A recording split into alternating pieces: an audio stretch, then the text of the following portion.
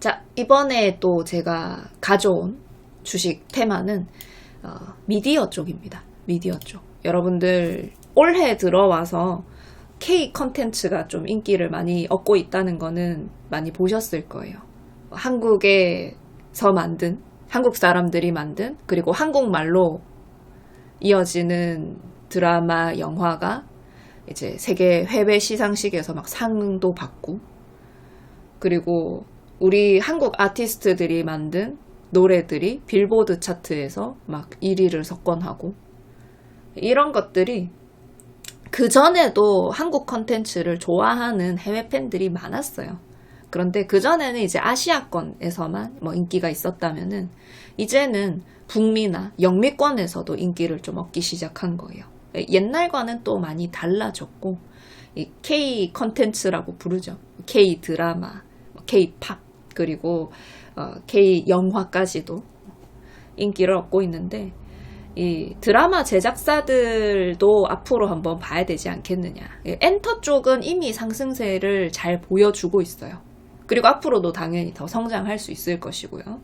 근데 이제 그동안에 미디어 쪽은 그 OTT 업체들이 경쟁이 심화되면서 좀 주식 가격이 하락이 있었거든요.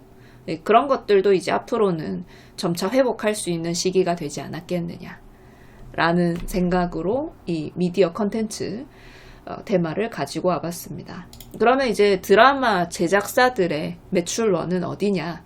이제 방송사, 그전에는 방송에 제작을 해서 이제 방송사에서 뭐 KBS 이런 지상파 방송들, 그리고 이제 케이블 방송들을 통해서 내보내고 뭐 광고 따내고 뭐 이런 식으로 돈을 벌었는데, 이제 플랫폼이 하나 더 생겼죠. OTT, 넷플릭스나 디즈니 플러스 혹은 티빙, 이런 플랫폼에서 그 자체 제작하는 그런 컨텐츠들까지도 이제 아우르게 됐습니다. 근데 이제 방송사 쪽은 주요 수입원이 TV 광고인데 이 수익이 막 크게 성장하진 않아요. 그러니까 늘 오던 광고 금액 그대로. 거기서 이제 막 크게 성장하는 편은 아닌데, OTT 같은 경우는 이제 TV 동시 방영에다가 OTT 오리지널까지 늘어나면서 미디어 이 컨텐츠 제작 산업의 크기 자체가, 덩치가 커지는 거죠. 그래서 이 OTT 업계가 우리 컨텐츠에 얼마나 투자할 수 있는가, 이런 것들을 우리가 생각을 해보면 좋겠고요. 제작사는 어떻게 성장을 하냐면 일단 많이 제작해야 돼요. 그죠? 투자를 받아서 최대한 많이 제작을 해야 되고, 그리고 제작 비용이 상승해야 되고요. 제작비를 회수할 수 있는 그 비율, 회수율 상승까지도 이어지면 성장할 수 있습니다. 그러면은 앞으로 K 컨텐츠의 투자가 더 일어날 수 있겠는가? 요즘은 사실 일단 흥행이 어느 정도 보장이 되어 있다라고 얘기를 하더라고요. 뭐냐면 이 우리 한국 컨텐츠를 보면서 이 한국 컨텐츠가 올라오니까 내가 넷플릭스에 가입을 할 거야. 그죠? 한국 컨텐츠가 올라오니까 디즈니에 가입하겠어. 요런 게 많아져야 돼요. 그게 바로 실적이죠. 사람들이 그 OTT에 올라와 있는 한국 컨텐츠를 많이 봐주고, 아, 내가 그 드라마를 보기 위해서 이 플랫폼에 가입을 했어. 이런 것들이 많아져야 돼요. 그죠? 이 OTT에 가입하는 게 우리 K 드라마 때문이다.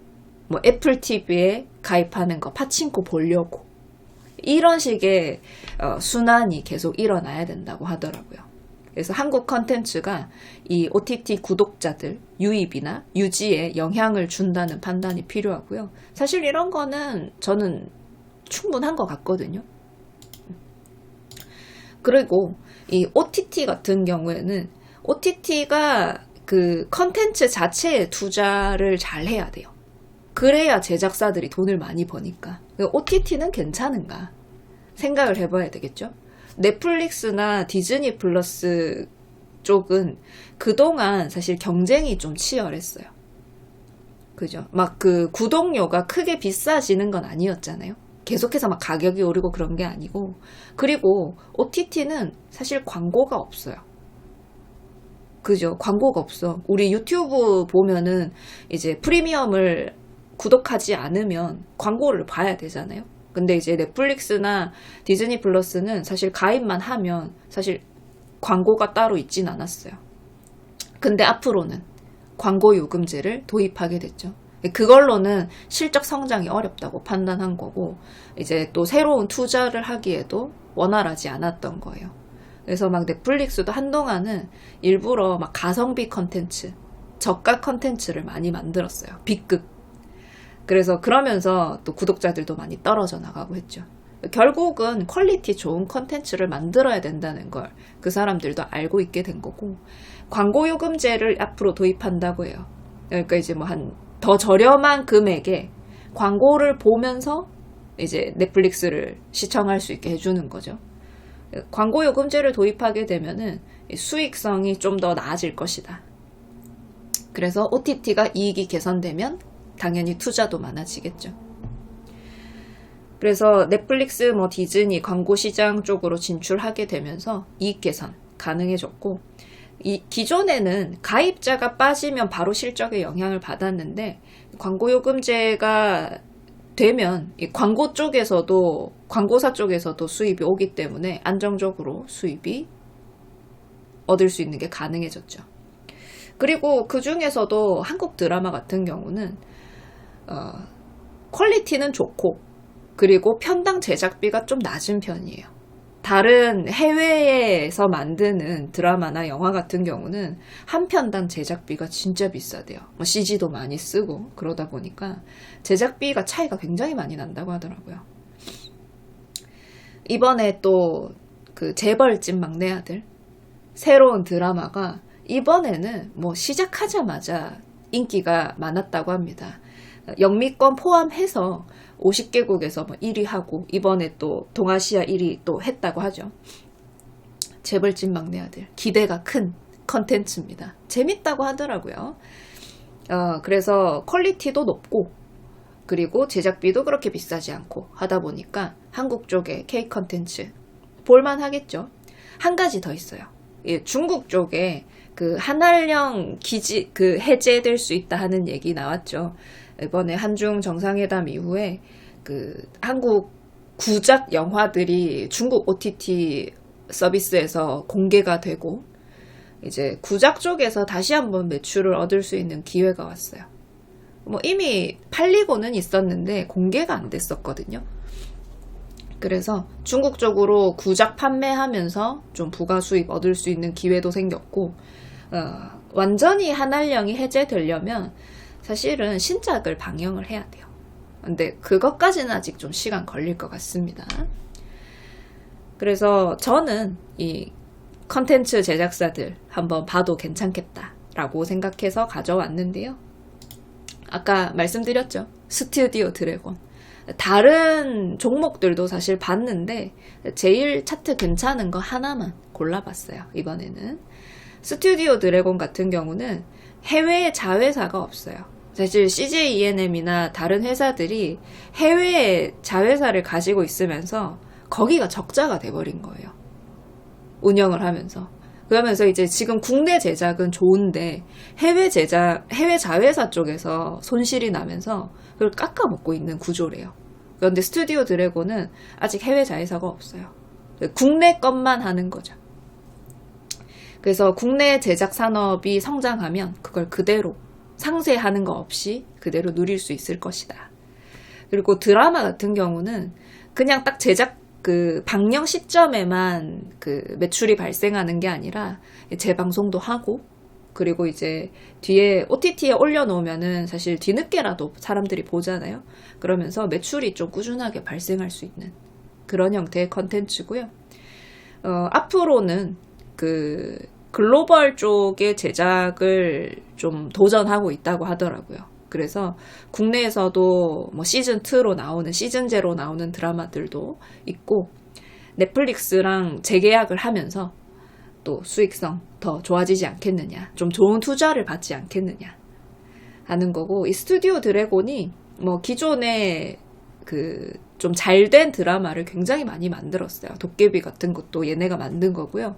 TV랑 OTT 동시 방영을 하는 이 포맷에서는 가장 앞서 있죠. TVN에도 제공 많이 하고 JTBC에도 제공 많이 하는 그런 제작사입니다. 그래서 확실한 콘텐츠 공급 기업이라고 생각하시면 되고, 이미 자리를 잡았기 때문에 앞으로 성장성이 좀 기대가 되는 회사고요. 그래서 그 한알령 해제 아까 잠시 말씀드렸는데, 중국으로 좀 다시 한번 진출할 수 있는 기회, 추가 수익도 기대가 됩니다. 차트는 그동안 사실 하락 추세였어요. 그 하락 추세를 이제서야 좀 벗겨내기 시작한 차트이기 때문에 저는 사실 괜찮다고 생각해요. 앞으로 반등 노리고 2개 분기 정도 생각하면서 보는 거를 제 전략으로 생각하고 있고요. 지지 자리에서 기다려서, 당연히 기다려서 봐야 되겠죠. 추격으로 들어가면 안 돼요. 항상.